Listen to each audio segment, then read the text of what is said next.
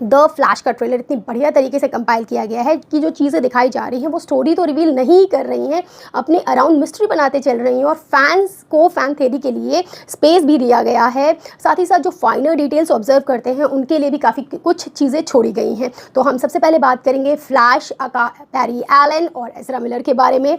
यहाँ पर वो अपनी मदर को बचाने के लिए पीछे टाइम में ट्रैवल करते हैं और जिसकी वजह से अल्टरनेट रियलिटीज़ और टाइमलाइन का एक गड़बड़ घोटाला हो जाता है, जो वाकई DCU चाहता है, क्योंकि इससे क्या होगा, पुरानी चीज़ों को बिना ख़त्म किए हुए वो नई चीज़ों को एक सॉफ्ट रिबूट दे सकता है और आगे नई चीज़ों को दिखाने का स्कोप मिलेगा जो जेम्स गन चाहते हैं और इंट्रोड्यूस भी करेंगे धीरे धीरे। तो यहाँ पर DCU का तो काम पूरा हो जाता है। अब फ्लैश का काम कितना पूरा होगा या उसको गिव अप करना पड़ेगा, ये हमें तब पता चलेगा जब हम मूवी देखेंगे। ये जब वहाँ ट्रैवल करता है पीछे, तो जो अल्टरनेट रियलिटी एक क्रिएट होती है उसमें एक दूसरा बैरी आ जाता है, तो बैरी 1 और बैरी 2 के दर्शन होंगे और ये लैंड करते हैं 2013 वाली टाइमलाइन में, जिसमें जनरल जॉड अपनी क्रिप्टोनियन आर्मी के साथ सब कुछ ख़त्म करने पे तुले हुए हैं। लेकिन यहाँ पर सुपरमैन है नहीं और उसको ख़त्म करने के लिए उन्हीं की तरह पावर वाला कोई चाहिए। अब क्योंकि ऑलरेडी फ्लैश अपनी गाइडेंस लेते रहते हैं एफ्लेक से, क्योंकि स्टार्टिंग में दिखा रहे हैं जब बैरी पीछे टाइम में ट्रैवल करना चाहता है तो वो बेन एफ्लेक वाले बैटमैन के पास जाता है और सलाह लेते हुए दिख रहा है और वो बता रहे हैं कि अगर तुम पीछे टाइम में ट्रैवल करोगे तो क्या पता कि फ्यूचर जो है इससे भी ज़्यादा अजीब हो और तुम सारी चीज़ों को कंट्रोल ना कर पाओ, ऐसा उसको बताते हुए दिख रहे हैं। लेकिन फाइनली उनसे सलाह लेने के बाद बैरी ट्रैवल करता ही है टाइम में पीछे। और ये जो रियलिटी क्रिएट हुई है ना, यहाँ पर मेटा ह्यूमंस नहीं है, यानी कि कोई जो पावरफुल ह्यूमंस होते हैं वो एग्जिस्ट नहीं करते हैं, जिसकी वजह से इसको फिर से, क्योंकि बैटमैन का ही फ्रेंड है, तो फिर से पीछे बैटमैन जो उस टाइम लाइन में एग्जिस्ट करता है उसको ढूंढते हुए यहाँ पर आपको वेन का मेंशन भी दिख जाएगा। यहाँ पर बैट केव के भी दर्शन होते हैं, पुराना टिम बर्टन वाला जो फॉगी पूरी सिनेरियो क्रिएट कर रहे रहते थे वो यहाँ पर दिख रही है। एज़रा जो है एक स्विच को पुल करते हुए दिख रहे हैं जिससे बहुत सारे बैट आ जाते हैं और फाइनली आई एम बैटमैन करते हुए माइकल कीटन अपने 70s में एक्शन करते हुए दिख रहे हैं। एंड एटलीस्ट उनको इस बार जो सूट मिला है वो उनको गर्दन हिलाने में हेल्प कर रहा है, वैसी स्टिफ नेक वाला नहीं है। माइकल कीटन तो शो स्टीलर है ही हैं यहाँ के।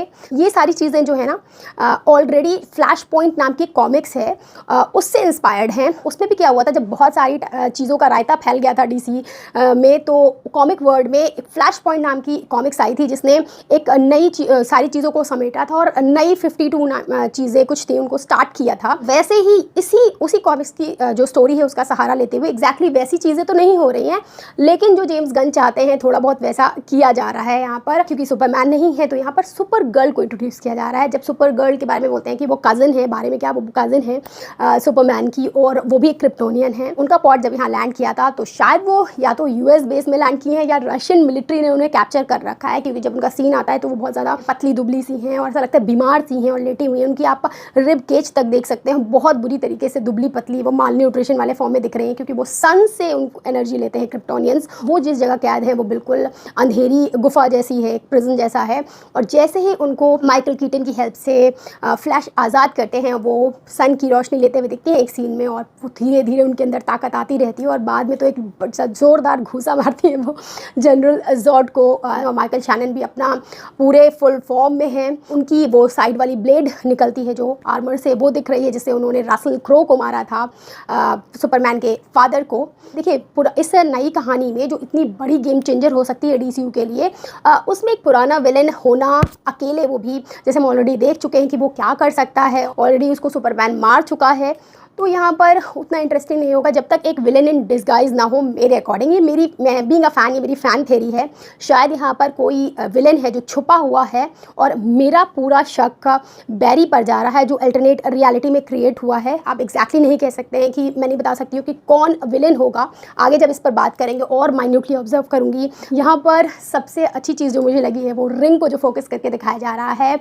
इस रिंग के अंदर पूरा फ्लैश का सूट रहता है और जैसे रिंग ओपन होती है फ्लैश दौड़ के उस सूट को पहन लेते हैं। आप देखिएगा बहुत इंटरेस्टिंग चीज़ है यहाँ पर जो स्लीक सूट है और उनकी बैट मोबाइल दिखाई गई है बेन एफ्लेक की, वो भी बहुत इंटरेस्टिंग लगी है। माइकल कीटन का वर्ड आता है ना, तो वहाँ पर टिम बर्टन ने क्या किया था अपनी मूवीज़ में, आप अगर देखेंगे 1989 वाली की बहुत ज़्यादा फॉगी सारी चीज़ें थी, मिस्ट था और एग्जैक्टली वहाँ पर यहाँ पर भी वो मिस्टी सीन दिखाते हैं तो उससे रिलेट करने की कोशिश की गई है। वहाँ पर ओल्ड एज जो पुरानी टेक्नोलॉजी थी उसको दिखाया गया है उस लैब में और एक्सपेरिमेंट भी होगा शायद यहाँ पर, जिसमें जो स्पीड खो गई है, शायद फ्लैश की कम हो गई है या उन्होंने खो दी है, इस तरीके का कुछ फैन एक थेरी है। जब वो पीछे जाते हैं उनकी स्पीड कम हो जाती है और जिसके लिए ये एक्सपेरिमेंट किया जाएगा, जो एक लाइटनिंग है वो दोनों में पास होती सी दिख रही है। अब उससे क्या कुछ होता है ये फिर से मूवी देख के पता चलेगा। तो एक मिस्ट्री तो बिल्डअप हो गई है और बहुत ही धांसू ट्रेलर था ऑल एंड ऑल कहा जाए। अब देखते हैं मूवी में क्या होता है। That's it, bye.